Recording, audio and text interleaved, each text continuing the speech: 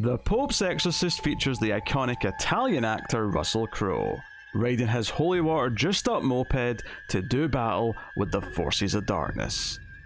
They took his crucifix and his gun, but damn it, he's gonna crack this case.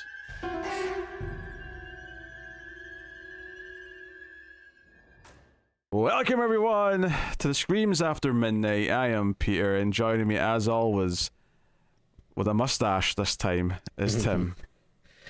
Hey, Peter. You know, I don't know if I think of you so good a podcaster, and in fact, I don't think you could even a podcast into this pig. Do you know what? If you've not seen the movie we were about to talk about, you'll have no idea why Tim said any of that. Maybe you get there's an Italian accent involved because we're dealing with the Pope, but yes. Russell Crowe's got an Italian accent in this. We're here today to talk about the Pope's Exorcist here on our horror movie podcast. This is your back half of September episode. This is the calm before the Octoberthon storm, I guess we'll call it that. Can you feel it? The streets are eerily quiet, just waiting for the uproar to begin.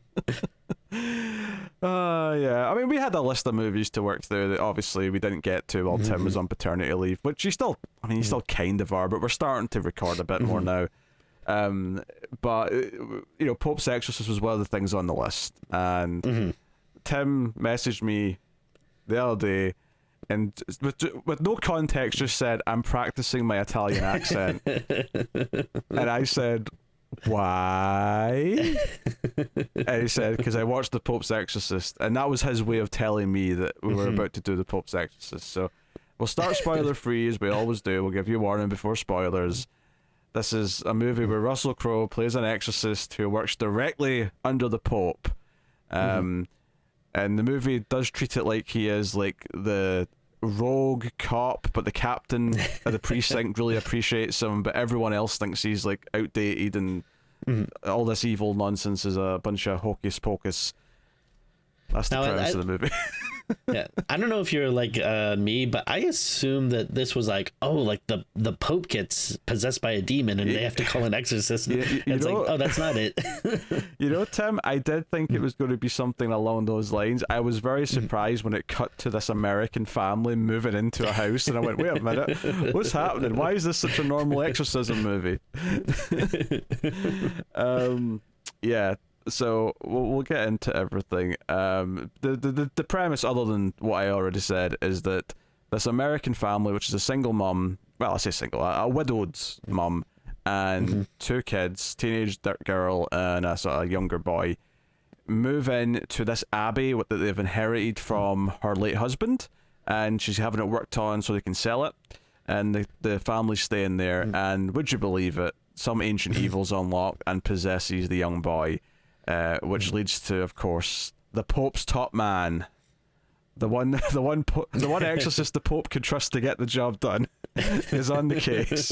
It's Russell Crowe on his moped, who drives a moped all the way from Rome to Spain, which I'm not saying you can do.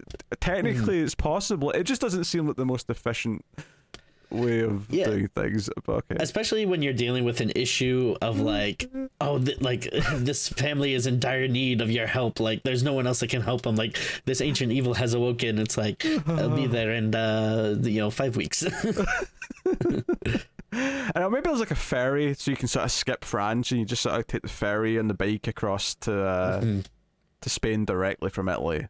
That seems like something that might exist.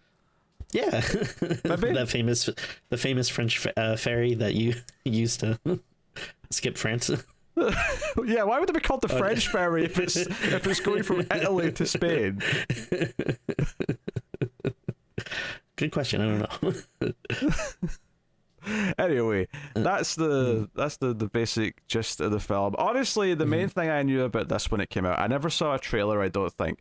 All I saw was this one photograph, Russell Crowe in his black robe on a moped, and he was going round a corner with his hat on, like he was in an action movie. It was like he was like the Pope's Jason Bourne, like he was going round the corner. And I did not expect that is literally just his vehicle in this movie, and he rides it all the time. But the opening of the movie is him riding this moped down a country road, taking him home. Sweet Mama, Carolina, West Virginia, something. To like, because we get like a little mini exorcism at the start that sets up what he does, and then, we get into the plot of the movie. Yeah. So I guess I'll just ask the question, Tim. What did you think of the Pope's Exorcist? So I'd actually been wanting to watch this for a while, and I think, if I remember correctly, I want to say this came out like earlier in the year. It might have, I could be wrong, but I want to say it might have been like around February-ish, which would have been right when my daughter was born. And I was still kind of playing with the idea of like, should I see this? Well, you're sitting in the hospital, your wife's giving birth, and you're thinking, you know what, she's going to pop for a couple hours. I'm going to head out and see the Pope's Exorcist while she's in writhing pain. Well, it's not like I'm doing much by being there, so. But yeah, so I missed out on it, but I actually had some friends that say, you know what, this movie actually kind of rocks. Like, it's actually secretly like a lot of fun, and it's one of those things where, yeah, like I was a little incredulous. I was like, I don't see how this can be a good movie. But yeah, lo and behold, I kind of dug this. Like, I wouldn't say it's necessarily a good movie. Like, no. There's I'd say there's two things at play here. Like, on the one hand, you have this exorcism possession storyline, which is very generic. It's pretty much like the same. It basically does, yeah, like a lot of the things that it does in the course of its possession story is just take a thing that was in The Exorcist and do it with more CG. Exactly. Yeah. That's their gimmick.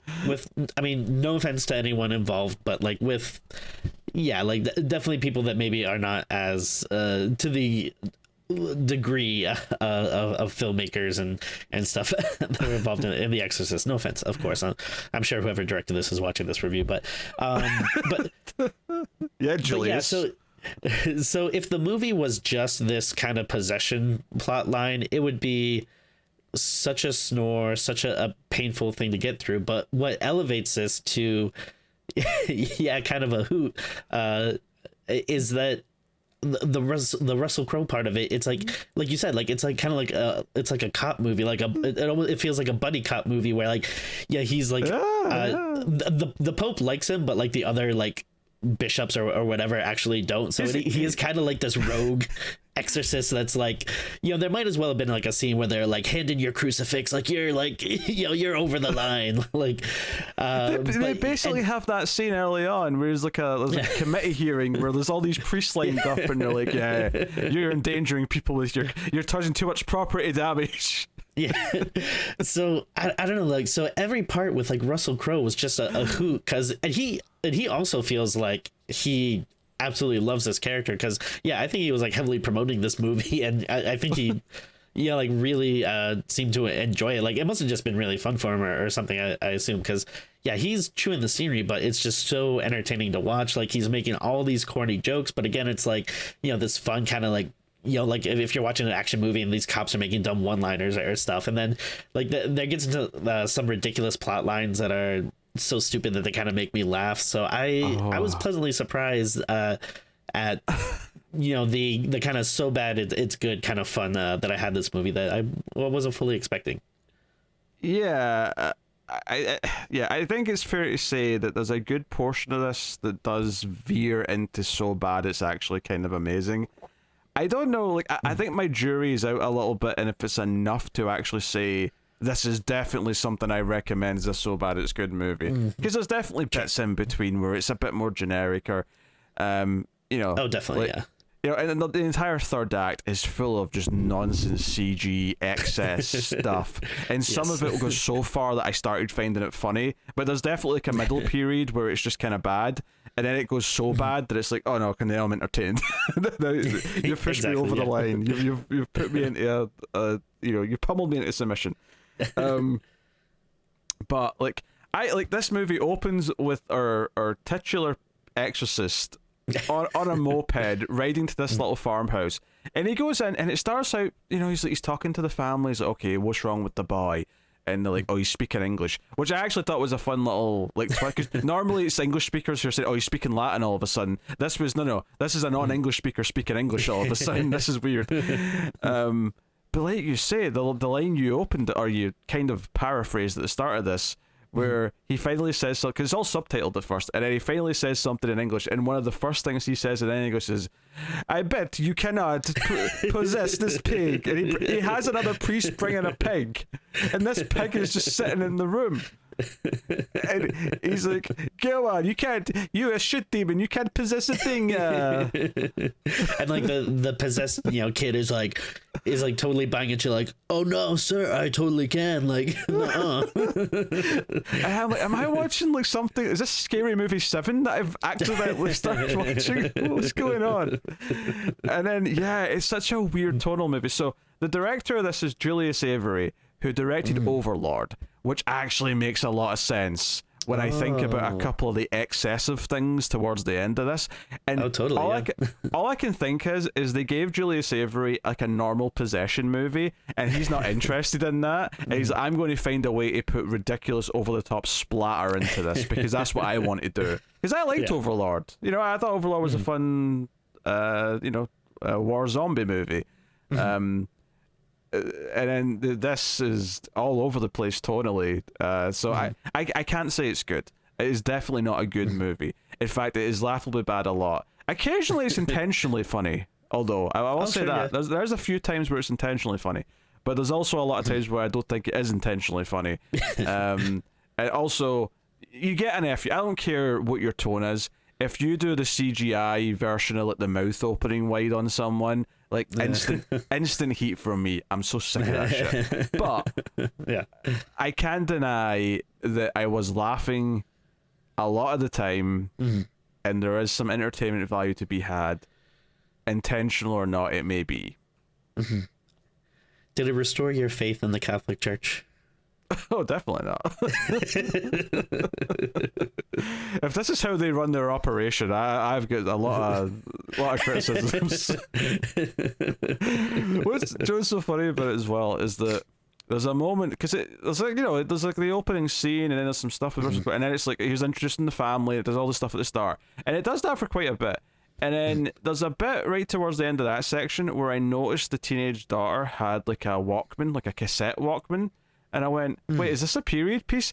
And then the next shot, which is a good 15 minutes out of the movie, finally comes up saying 1987. And I'm like, oh, okay, all right. I guess it's 1987. You know what's funny is, I had the same thing, but then, like, I also, I think, like, right before this, I also watched the latest Transformers movie, and I think I had the same thing where I was like, wait, like halfway through a song, I was like, wait a minute, is this like supposed to take place in the past? Or like, what, the kid with the Power Rangers t-shirt in the first 5 minutes didn't give you a hint? Everything is retro now. Like they, like I don't know. My son wears t-shirts that look, are designed to look like they came out before I was born. But you're buying them those shirts though, so that's your fault. That is true. It's not like he's taking the credit card and being like, I'm going on a shopping spree. I'm doing what I want. Yeah, he's like, Daddy, what's a Nintendo? I'm like, shut up and wear this. Oh dear. So, yeah, I mean, like, what is there to say? Russell Crowe is hamming it up. It does feel like he's having fun, but it's also not necessarily a good performance. So, I mean, take what you want from that. The rest of the cast are kind of like weird, because I feel like most of the rest of the cast are cast as if they're playing it straight, as if this is just a straight horror movie. Yeah. And I feel like the family, except for the Pope himself, I feel like the Pope is having some fun too. Yeah, he's got a bit of sense of humor. I feel like the family though, the mum and the two kids, I feel like they feel like they're out of a generic horror movie. And what's so weird about it is that this movie, like, will forget about them for like long stretches where we're just following the priests. And And then even like in the third act, like it feels like they kind of wrap up the family stuff, and then the real climax can happen with just the priests. It's such a weird movie in terms of where its focus is sometimes, but worth mentioning. Oh God, what else do you even say about this without going into spoilers, so we can actually talk about all the crazy shit? Yeah, I mean, I feel like the majority of this episode is going to be talking about some of the wildness of it. I'm not even sure. I thought the movie looked okay. Like a lot of the special effects, like I thought were cheesy, but like I don't know, I like the look of the, the house that they were in. It's like run down, the kind of thing, and like, it's always nice to, have a movie that's not just, taking place in America and stuff. I was really getting the European vibes from it. But we get an Australian doing an Italian accent. Although most of the movie's actually set in Spain, because that's where the family have moved into. So he's sent on assignment like an expendable from Italy to Spain. Does the Catholic Church have their own Suicide Squad? Is that what's going on here? Given that suicide is a sin, I feel like that would be a little contradictory, but dear, they have the Repentant Squad. Yeah. Oh, there you go. It's such a very catchy name. Yes, just rolls right off the tongue. Well, that's what it is. So, although we make our jokes, but honestly, one of the final scenes of this movie is kind of like setting up a franchise where it's like, oh, absolutely, yeah. Hey, you've stepped into a larger world of exorcists, so this is now going to be the Marvel Cinematic Universe of exorcisms. Like sometimes at the end of the movie they'll be setting something up, and you're like, oh, like I think they might be doing a sequel, or oh, I think they might be doing like a trilogy. This sets up, oh, I think they might do 200 more movies. Yeah, this is the only exorcism or demon movie I've ever seen where it says this is the exact amount of demons that exist. There's precisely 200. And at the end of the movie, not to spoil anything, but there's 189 more to go. Yeah. Alright, let's just give the spoiler warning. Let's get into it, because I feel like I don't know what to say without just talking about the craziness. So spoilers for the Pope's Exorcist from this point on.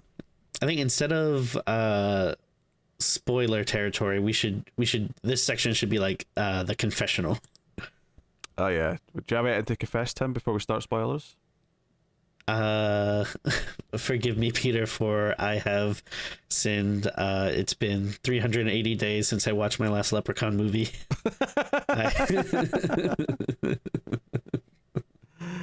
I have nothing to confess. I'm perfect. All right, so the movie. So like I say, there's this sort of mini exorcism at the start, right? And I thought it was doing the last exorcism thing, where it's like, oh, most of these are fake, and he knows they're fake, and he actually goes out of his way to try and disprove it. He tries to say, hey, does your son watch TV? Did he pick up English from that? He tries to he tries to debunk like all the things that they're saying that he's doing. Because, which to be fair, is just good science. You rule out all the possibilities before you settle on he's possessed with a demon. That's just good science. Yeah. Yeah, but he's talking in Italian or Latin to the possessed kid. And when I say kid, this guy's like a teenager. He's a bit older. Yeah. But he eventually his plan is he's like, oh, you're not that powerful. You can possess me. You can possess this other priest behind me. I bet you could even possess this pig. Right? And it turns out his plan here is to goad the demon. And I say kind of, because there's a reveal afterwards, but he wants to goad the demon so the demon will prove that he can possess the pig. So the demon jumps into the pig, and as soon as the demon's jumped into the pig, Russell Crowe gives a nod to the farmer, and he just blasts the pig's head with a shotgun. So now the demon's gone because the pig's dead, and the I hope boys... that wasn't like a family pet or something. Like hopefully it was like a farm pig that was going to be eaten or something. This was such I hope they didn't waste it. This was such a wild opening, though. Just this the over the topness of this pig thing, and then obviously afterwards he basically reveals that, oh no, this kid was never possessed. This was all in his mind.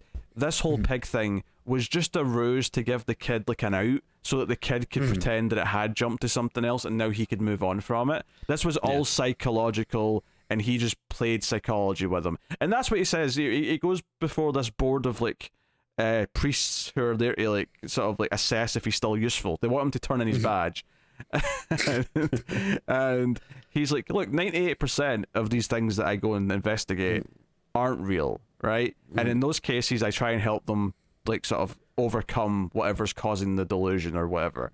And they're like, well, but the other 2%, and he's like, in a word, evil. Which I did like that they were, because a lot of times, like in these like religious horror movies or something, there is like this kind of at least to me, like annoying like sense of like, oh, like like good and evil, like the angel and devil, they're all real, and like the church is very good and infallible and blah blah blah, all that stuff is real. So I do kind of like that the movie was taking this approach of being like, oh no, like they realize that a lot of times like possessions and stuff are bullshit and fake, and it's important to get people mental health as much as it is to whatever, do an exorcism or something. So there's a little bit of a good intention there, but I don't know how well it goes if like after you say that then you're also like, all right, but everything else you're gonna see is real. That was the weird thing about this to me, is that I thought this meant he was going to be very skeptical of the main possession until it was proven to him. But the demon basically proves it in like 30 seconds, and it's like, okay, this is real now. Let's take this seriously. And I'm like, I thought I was going to doubt it for like half an hour based on all the skepticism that they were showing off in the first couple of scenes. But all right, whatever. So I might have to go back.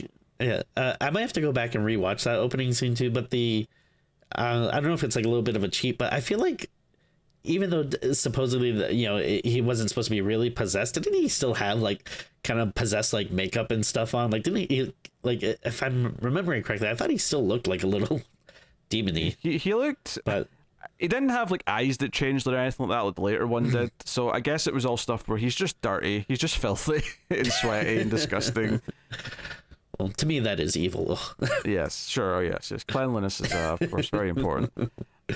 So I'll just mention this here because it comes up later when the demons like try to like goad him with his past. But the reason why he like does all this, and by does all this I mean sort of helps the ones that are faking it, is because he sort of still feels this guilt over this young woman that he was sent to help, and he deduced that this was not a real possession.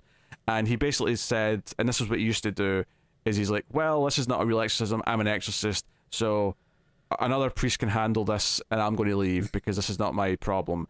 And then this woman ended up committing suicide and jumping off of a building, and he blames himself. So that's why he still goes out of his way to help, even when it's not a real possession. So, okay, fair enough. I can't really blame him. I've done that plenty of times at my job. Like, someone calls me like bitching about this or that, and I'm just like, I'm sorry, this is not my department. Transfers, and get out of my way. And then you find out a week later they committed suicide. Well, I sometimes I'll find out later that they complained about me to someone else. So all right, that's not quite as bad then. Yeah, similar though. I guess. On the bureaucratic side of things, sure. So that's his introduction, and we see him riding his moped a lot with his hat on. He loves that moped. Does the Pope's best man. We're introduced to the family, like I say, mother, teenage daughter. The young boy doesn't speak. I didn't even notice he wasn't speaking until they mentioned it, to be honest, but he's not speaking. Me neither. Yeah. And it all kind of happens, and he gets possessed because the workmen who are working on the abbey that they're sort of like renovating and stuff, they're knocking in this wall in the basement, and there's this like seal that they crack, and presumably that's where the evil comes out. This thing's also full of like gas and sulfur though, because quite early on in the movie, a couple of workmen like crack open a flare to see what they're doing down in this sort of basement area, and it explodes in their face. And all the workmen are like, hey, it's too dangerous to work in here, you have to get a gas expert in to like deal with us first before we can do any of our work. And they all just leave. So that's the workmen done for the movie. They're all gone. I miss them. Were you hoping there was going to be a lot of workmen just being killed randomly all across the building whilst the demon stuff was going on? That may have been fun. That may have helped keep the pacing up, keep us interested if there was just these bizarre workman deaths just every 5 minutes. I'm not against it. There's a local priest that's introduced here. What's his name? I'm gonna see. Father Esquibble? Sure. That sounds kind of right, I guess. I feel like we did hear his first name at one point, but I don't remember what it was. But he's like the local priest, and one of the funniest things that happens, I think, so after the kid starts like acting possessed, and he's talking, and because he's not been talking, like they noticed that, but he's acting all weird, and he starts scratching at his face. They take him to the hospital, and the doctor's like, "There's nothing wrong with him. Here's some like sedatives in case he tries to hurt himself again," and he starts like throwing the sister up against the wall with his mind and stuff, and the kid's just lying in bed, and he's like, "Get a priest," and this local priest, Esquibble, he shows up, and he walks in, and he immediately comes flying through the door and into the wall, and the kid just yells, "Wrong effing priest!" And actually, this is the perfect time to bring up that this kid, when he's possessed, is dubbed. This is not the kid's voice. This is a man doing a voice, and he sounds not that different to the voice of Venom in the Venom movie. And to be honest, when we get towards the end of this film, and it's Russell Crowe who's possessed for a brief bit of time, and the demon's talking to him, it's actually a very Venom-like moment. So do you think that they got Tom Hardy to come in for like a quick VO session? Wait, did Tom Hardy voice Venom in Venom? Oh yeah, baby. I didn't know that. Okay, fair enough. Yeah, maybe they did. Maybe Tom Hardy came in. Maybe Russell Crowe called them up, asked for a favor. Maybe they're buddies. I don't know.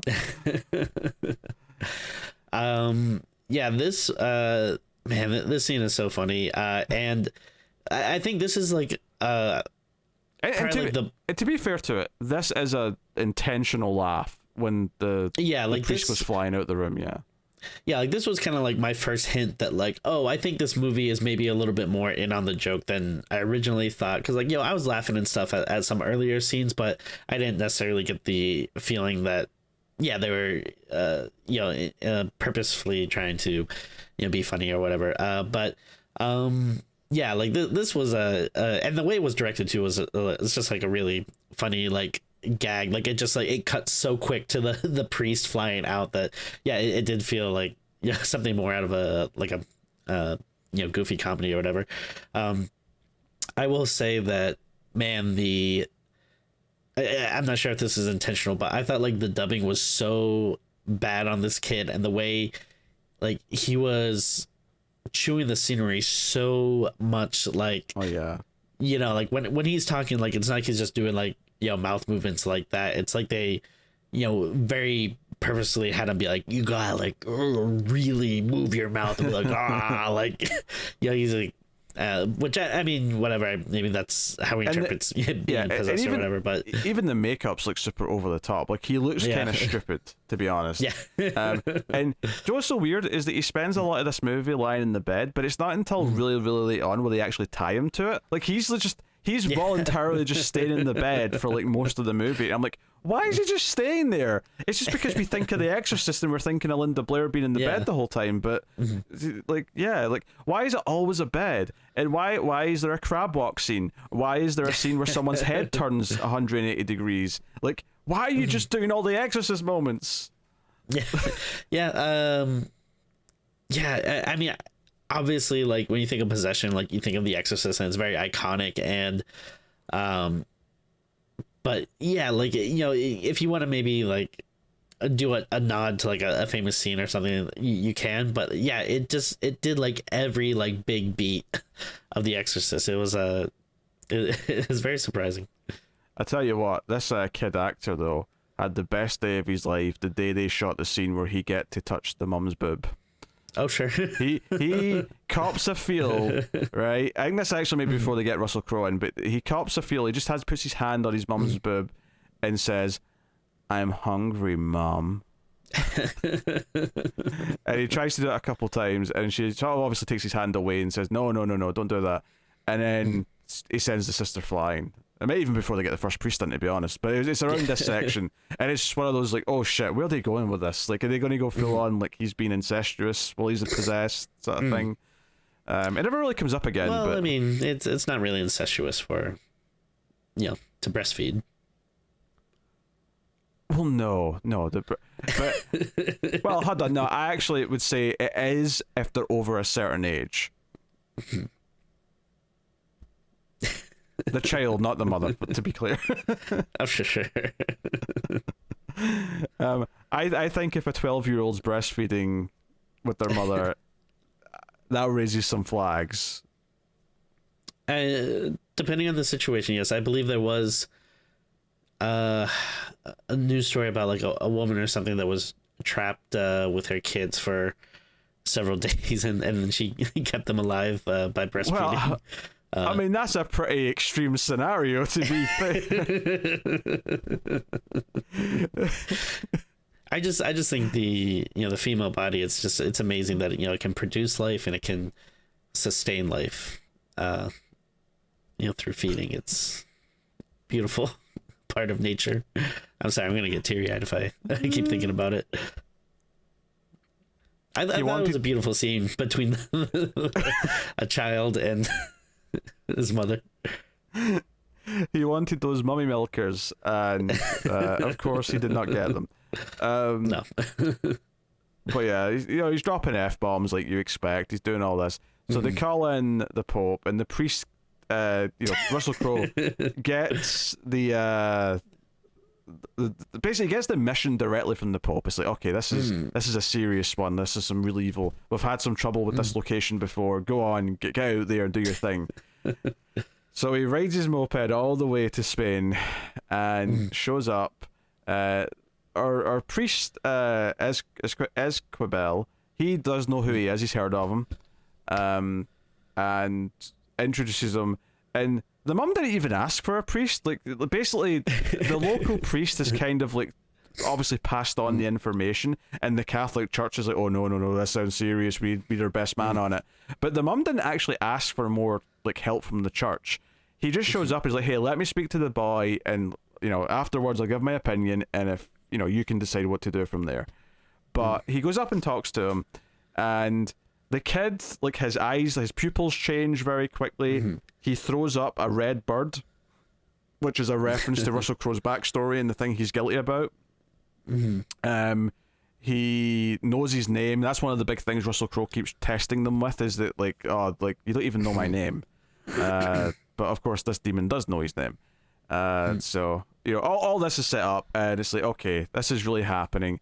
And what's so funny is that he tells the mum and sister to get some sleep whilst they try starting the exorcism. So we forget they exist for a while whilst we have the two priests like in doing an exorcism or trying to, and then like halfway through it just cuts to the sister asleep in her bed, and then like spooky shit starts happening to her and the mum, like in the separate rooms of the house. But I tell you what, did you like how before they went in to do the exorcism, he turns to Esquibel and says, hey, you need to confess your sins. If you go in there with anything unconfessed, you'll use it against you. So confess your sins. And he kneels down. He's like, it's been 8 months since my last confession. He's like, 8 months? We need to get in there. All right, I'll just, I forgive you for all your sins. Blah, blah, blah, blah. Let's go. Yeah, no, I mean, again, I thought that was actually a pretty funny joke. Like, it's, we're kind of saying before, this is, in the territory of the, so bad that you can't help but laugh kind of thing. But there were, like, some, honest to goodness, like, legitimate, like, jokes where it's like, oh, that's a funny line. Yeah, that one felt intentional. And honestly, like, all the actual like stuff that happens during the, because obviously they try to do an exorcism and it ultimately fails. But I mixed this up, I think, with the later one, because they do it again, obviously, once they've regrouped and they come up with a better plan. But obviously it doesn't work. It tries to bring up Esquibel's past because he had a lover before he became a priest. So it starts saying, hey, you were effing that whore, blah, blah, blah, blah. Later on, he actually sees a vision of her, like, naked, and, like, saying, F me, whatever his name is, whatever his first name is. So all this is going on, and they end up having to retreat and helping the family because the mum and the sister, the sister gets thrown in a closet and is basically just getting knocked against the walls, whereas the mum is getting sucked into her bed. Like there's like a gap that's appeared in the middle, and she's getting sucked into it. So they go and have to save them, and that interrupts the possession. I thought there was some like fun stuff here that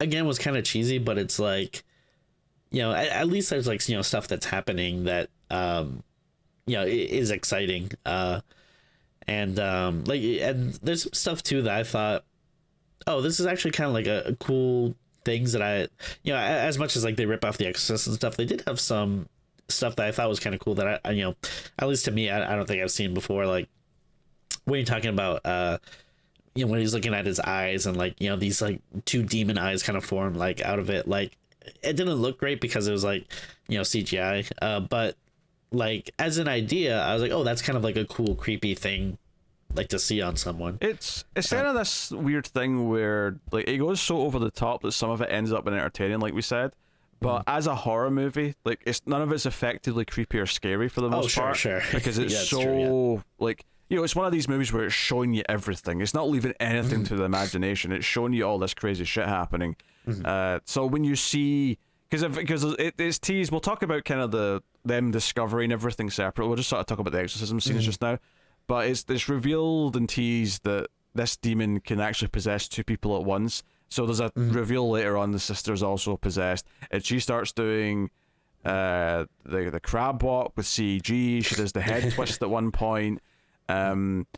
But there's a lot of stuff here, like the younger priest Esquibel, he gets like hanged by his you know, his cloak like robe, and so he's dangling from the ceiling. That's quite near the end. But like all this is going on kind of like concurrently, and ultimately the demon wants into Russell Crowe, because if you can get into Russell Crowe, it can then infect the entire Catholic Church. That's what it wants to do. It wants to, and which actually, so to pivot into like, so at one point in the middle, Russell Crowe starts looking around and he sees the well, and there's like clues that, you know, this is like the seal of the church. And it's like, hey, the Inquisition, the Spanish Inquisition, like there's like signs of that. And it turns out when they break into this like hidden chamber in the bottom, and it's like this like, admittedly it was later on when it was all lighting up, it made me think of this, but it's like a puzzle in like one of the God of War video games, where when you activate the puzzle you get all these lines of light and stuff. But it's kind of like a circular room, and there's like a skeleton holding a staff, and it's like, oh, this is like this dude, right? And basically they discover that for a couple of hundred centuries the Catholic Church was actually doing the bidding of a demon who was trying to like do the most awful things possible whilst in charge, because he'd possessed someone like high up in the Catholic Church, and that's what led to the Spanish Inquisition and everything bad the Catholic Church did for a couple of centuries. And I'm like, this is it's wild that part of this script is using real history of the Catholic Church and saying, yeah, all that bad stuff that happened, that was actually Satan. That was Satan doing that. Yeah. And now he wants to do it again. Now, or maybe not Satan specifically, but this demon wants to do it again. So he wants to get into Russell Crowe and spread to everyone else. And that's like his thing. That's what his goal is for the movie. Yeah, this is really weird. It's like, it's on the one hand, like I do think it is like such a wild idea that it is kind of funny, but then like there is that kind of part of it that's like, it does feel a little problematic to be like, you know, like the church should be, you know, very, you know, held accountable for a lot of the shitty things that it's done. So it does feel like, I don't know, a little disrespectful to kind of wave your hands and be like, well, that wasn't our fault. Like that was, you know, something that demons did. But I mean, I'm glad that at least they chose something like this that is so far in the past that it's not like, you know, it's less offensive than if they did like, you know, more recent stuff. I think at one whatever. point there's a small reference to like investigations of like sexual abuse, and it's not like said under that like umbrella of this is, we're blaming Satan for this, but like Russell Crowe lists a few things that have been going on that are like troubling in the church, and like that are putting a strain on everyone, and he mentions sexual assault investigations, and I was like, oh, that's interesting for them to like throw that in there. Especially since the movie is inherently pretty silly, to be honest, so it's kind of weird to try and tackle big things like that. I did appreciate when he's getting the mission from the Pope. So I'm saying a lot of weird things when I talk about this movie, but when he's getting the mission from the Pope points out that all these younger guys in the church hierarchy, like we've done our job too well, and we've beaten so many demons with all these exorcisms you've done for me over the years that we've basically like. It's our fault they don't believe it exists. Like, all of this is a myth, and they don't believe evil's real. They think evil's just an idea because we've done our job too well. It's like, all right, pat yourself in the back, all right. Okay. Pope. I'm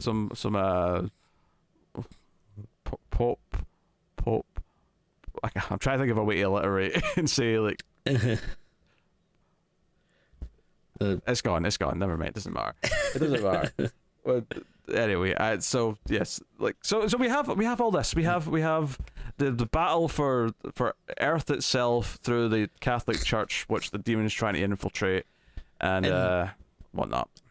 Yeah, and it is an interesting point that you're kind of bringing up about kind of jumping back and forth between stuff, because there's like kind of a lot going on in this movie, and I am having like a little trouble like placing the exact order of events, but kind of while we are talking about the Pope too, I do like his like little kind of side story too, where like it seems like he is also being affected by this demon for some reason. It's like he's getting sick and seemingly dying. He's rushed to hospital because this demon's getting stronger, but he's fine at the end of the movie after they've eradicated it, so he's back to a healthy self.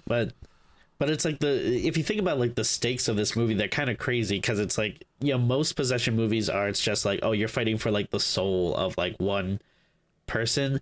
This, it's like, oh, it's, this family is possessed, but also, it's like this demon is a king of hell who's trying to possess the entire like Catholic Church, and like the Pope is also like on like possibly gonna die. It's like there's a lot going on here.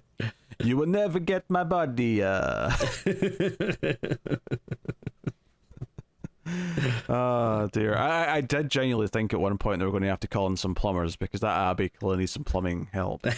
Oh, absolutely, yeah. I mean, at one point when the daughter's possessed, she slams her mum's head into the sink, and the sink just completely breaks and shatters. I'm like, oof. This is like a scene from The Matrix when they're like breaking all the stuff in the bathroom. Like, surely that's at least a concussion. Come on now. Oh yeah. Yeah.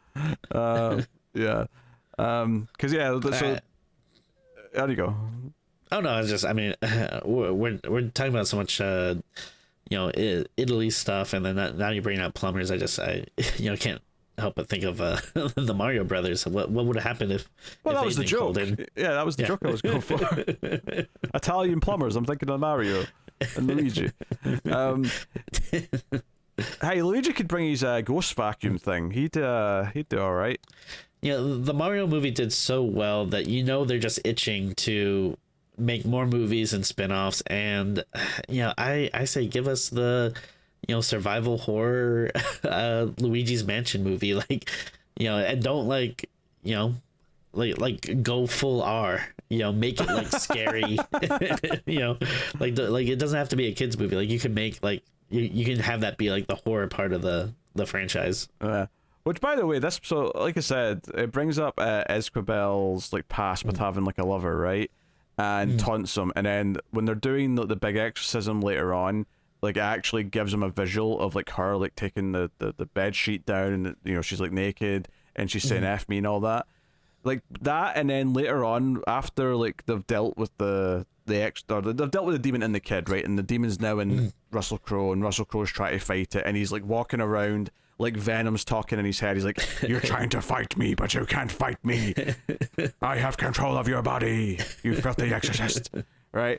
And they end up down in like the secret room, right, with the circular runes and all that stuff, and the skeleton. He's going for the staff or something, and Esquibel comes back to like get him and try and help him, because he doesn't want to leave without him. So the family just leave. Like, see, once the kids are like not possessed anymore, They tell them to go away, and they do. They drive off into the night, and we literally never hear from them again. Like, they're just gone. Yeah, honestly, like, this family, they are so non-characters. Like, I watched this, like, 2 days ago, and for $1 million, I could not tell you the mother's name.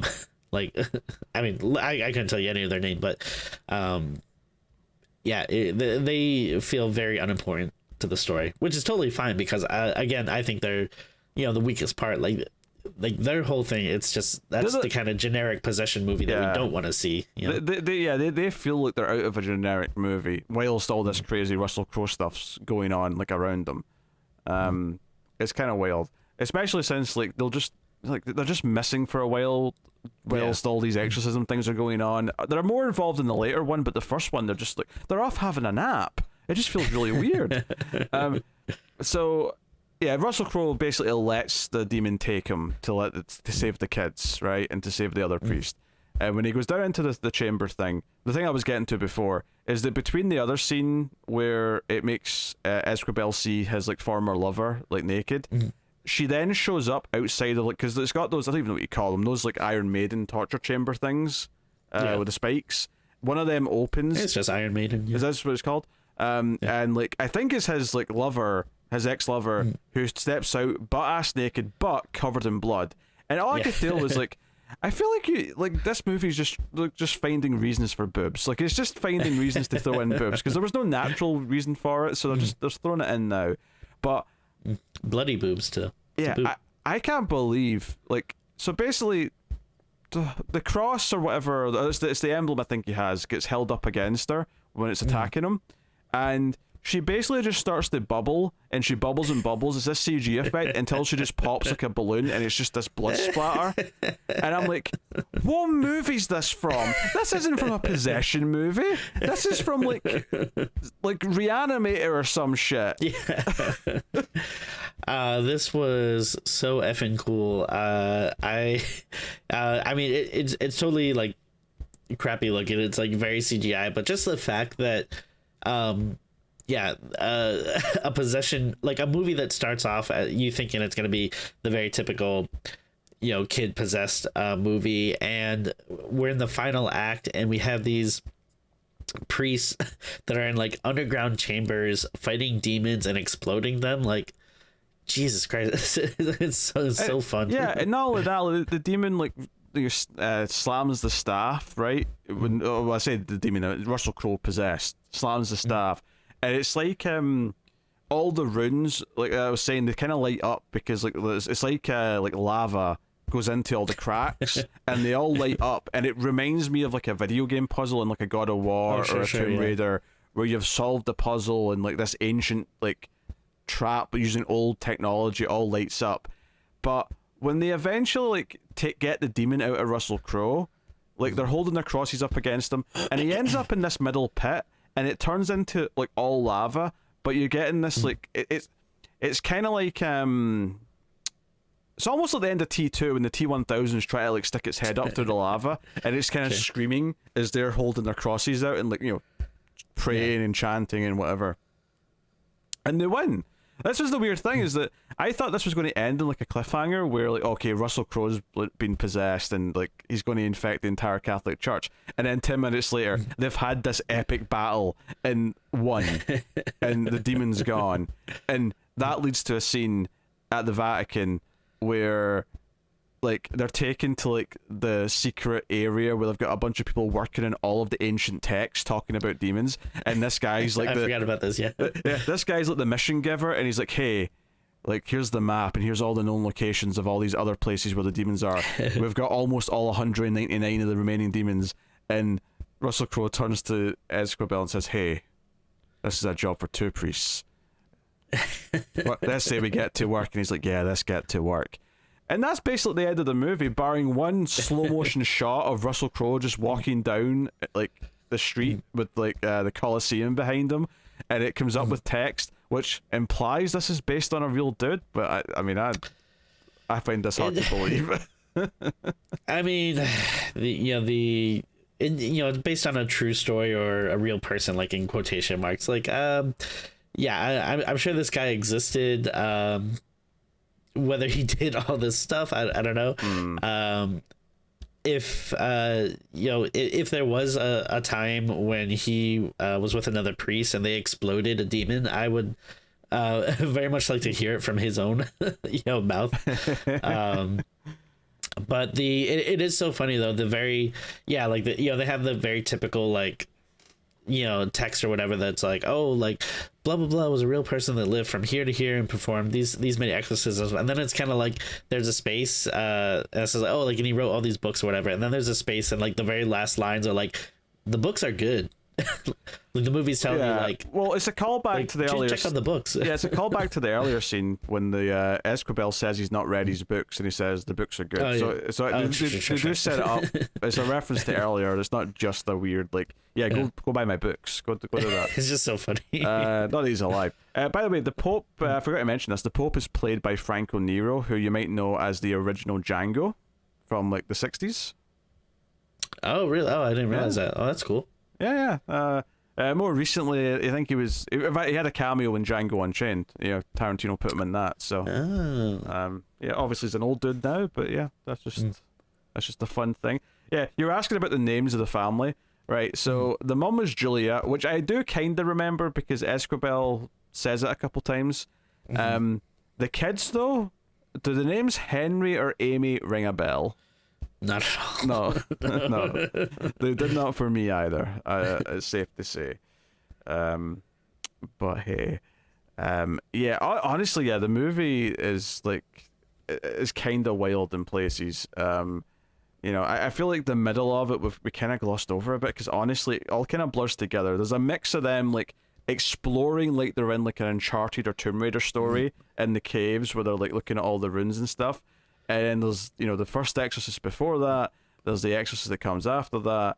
And when Russell Crowe gets possessed, it cuts to the Pope sitting up and going, "No, Gabrielle."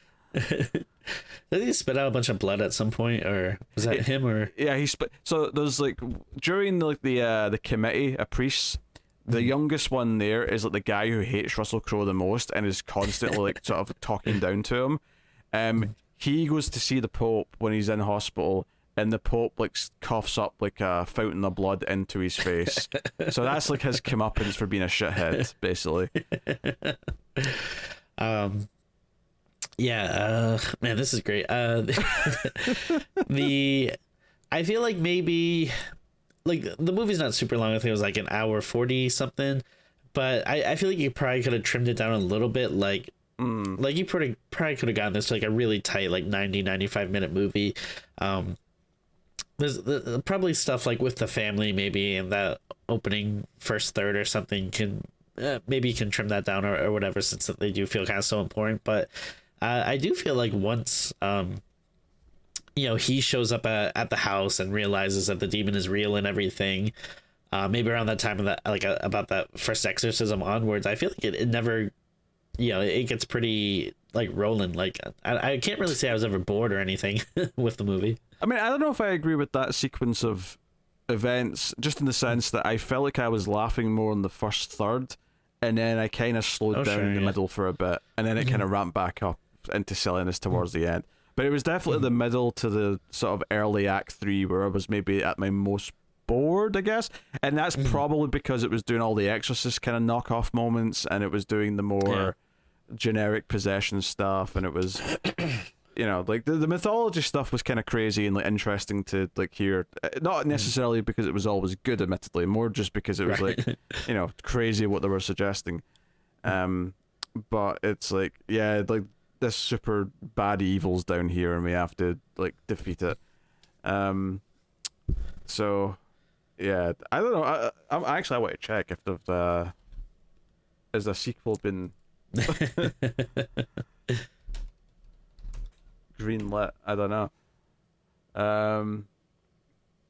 There's a bunch of articles, but I feel like there's a lot of like websites will just say whatever. The Pope's Exorcist 2 is officially confirmed and in development thanks to the success of the first film both in theaters and on Netflix. Nice. Not a lot of details as of yet. So we're going to get a movie with Russell Crowe and this Escabel character going off to deal with another possession. And I can only imagine now how they're going to try and top this one. Like, are they going to, like, is this next demon going to be responsible for, like, World War II or something? Which actually, there's a reference to that in this, because isn't there, like, a quick scene where Russell Crowe remembers being in World War II? Yeah, I forget exactly what the point of it was, but it did remind me a little bit of the when we did like the Exorcist prequels and definitely a very different type of approach, I suppose, but like it wasn't so heavy-handed and important as it was in those movies, but yeah, having like a priest flashback to his time in the war kind of reminded me of that. Yeah, it's Russell Crowe's mouth, but that opens all wide in that stupid, annoying, crappy, cheesy way that I don't like. I'll mention that.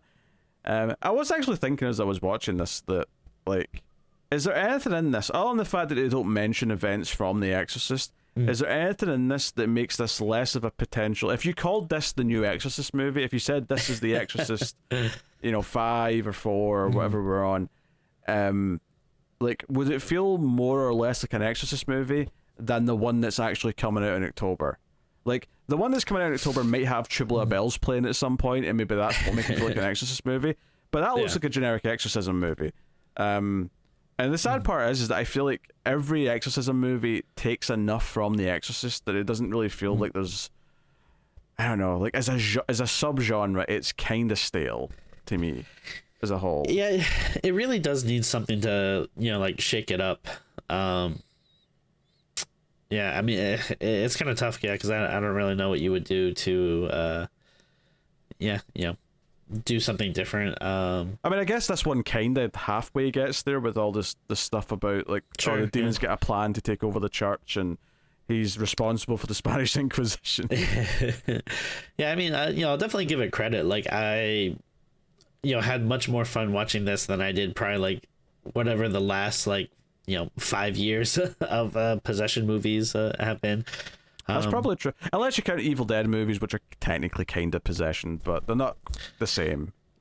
Yeah, like when I think of like maybe exorcism movies is a better way to call it, because I mean there is a lot of horror that involves possession that's not like exorcist movies, like playtime, like people are like being haunted or have spirits in them or something, but like the more in line of the getting a priest in to exorcise a demon from like someone's body or whatever. That most of them just are so generic or boring, or just can't hold a candle to The Exorcist. That it's definitely not my favorite subgenre, but hey, maybe someone's out there that has a really good idea that could breathe some life into it.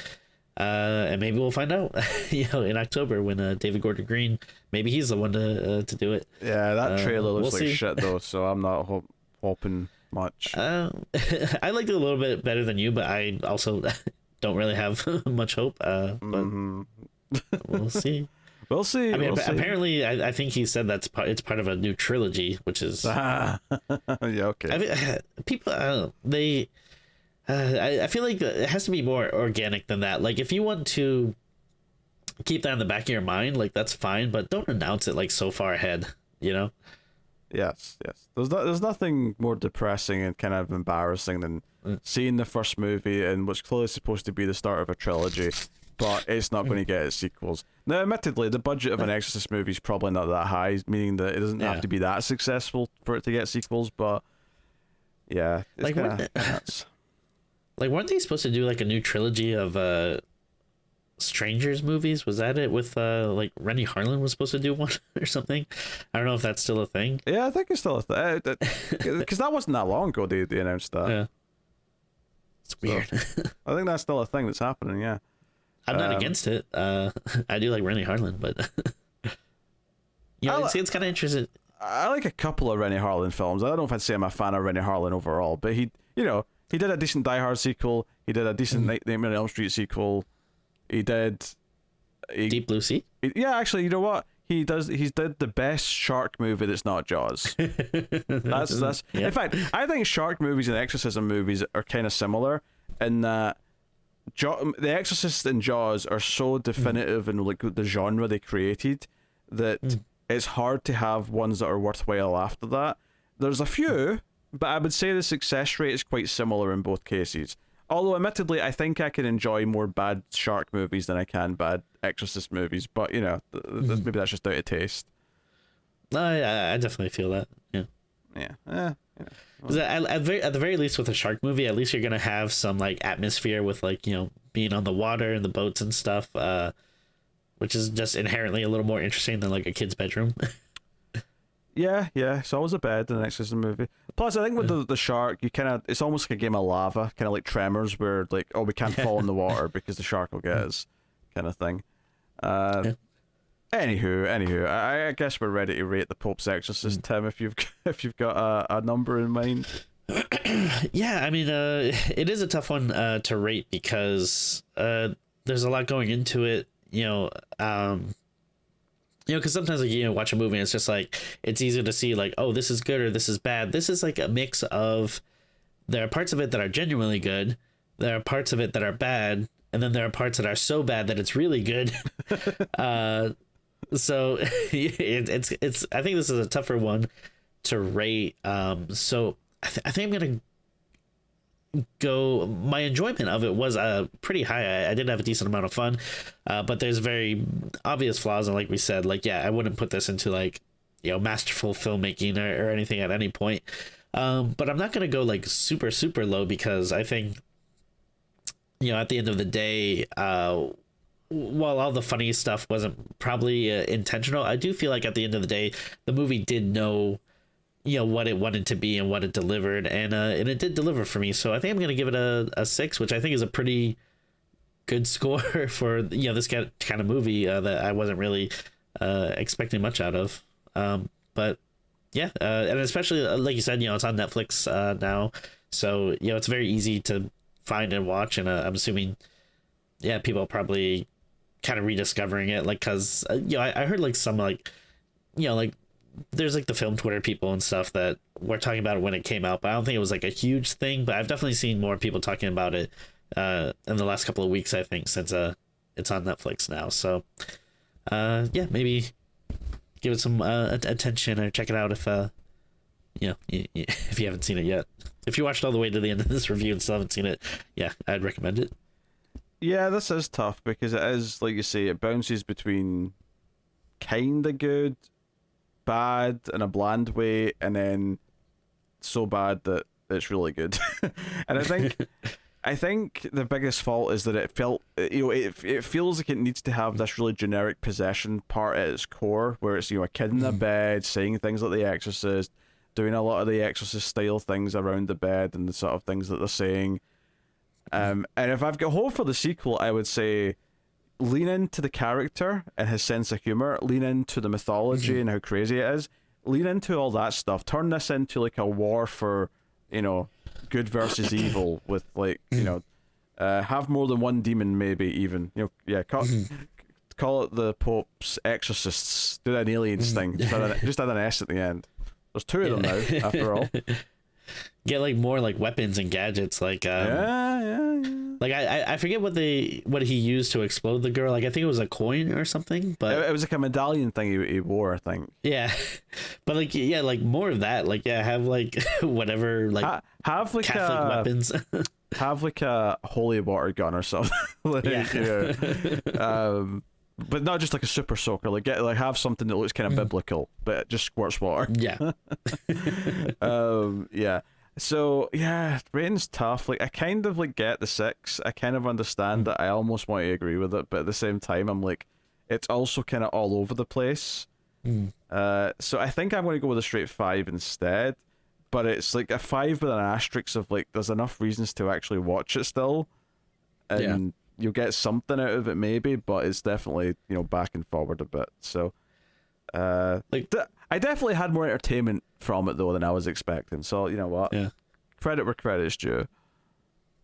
No, I mean that's fair. Like I think like in terms of maybe like filmmaking or something, I would say it's probably more of a 5, but then it just the enjoyment factor just pushes it over the edge a little bit for me. But, The thing is, though, knowing that this is the guy who made Overlord, it makes more sense. Like, I feel like he was given this premise, and I feel I wouldn't be surprised if a lot of the crazier visuals of like the exploding blood woman and stuff like that, if that was him who was like, no, I need more crazy shit in this. I want more like wacky stuff. I could see that being his influence. And that is part of what elevates it. So, like, I think it is partly the talent of the filmmaker behind it. So, if he's back for the sequel and he's given more free reign to go crazier, then the sequel could be something special in a really sort of, wacky way. So, yeah, hopefully, yeah. Yeah, we'll see. We'll see. But that is the Pope's Exorcist. So, let us know what you thought of it in the comments and all that stuff. Like, subscribe, all that jazz, all the usual things helps us out. And of course, you can support the show and the content by going over to patreon.com/MailFuzzTV and supporting us over there. There's a backlog of bonus episodes and our other bonus show, Even More Streams, where we just talk about the movies that we've been watching. And those have been on pause for about a year because of Tim's paternity leave, but they should probably be back in the relative near future. We're kind of hoping October or so will be when they come back into it. But go have a look see. But that is the show. That is Screams After Midnight. And this will be the final episode before the October-thon. So brace yourselves for October. We have several movies planned. Most of them honestly look quite bad, but we're going to look, the new Exorcist movie looks bad. Saw 10 is not going to be good. I'm just going to say that right now. Right. We don't have to see A Haunting in Venice, do we? No. I'm drawing the line. Okay, oof. I think it's a sequel to a non-horror franchise. The fact that this one dips into horror is not enough for us to do it. I'm drawing the line. Unless someone pays us, of course, which is... Oh yeah, if someone pays a large amount of money because they really want to see us do a Merchant of or a Haunting in Venice, not a Merchant of Venice. That's very different. Yeah. Anyway, yes. All right, well, that's the show then. Thank you very much. Keep watching scary movies, and we'll see you next time. Ciao.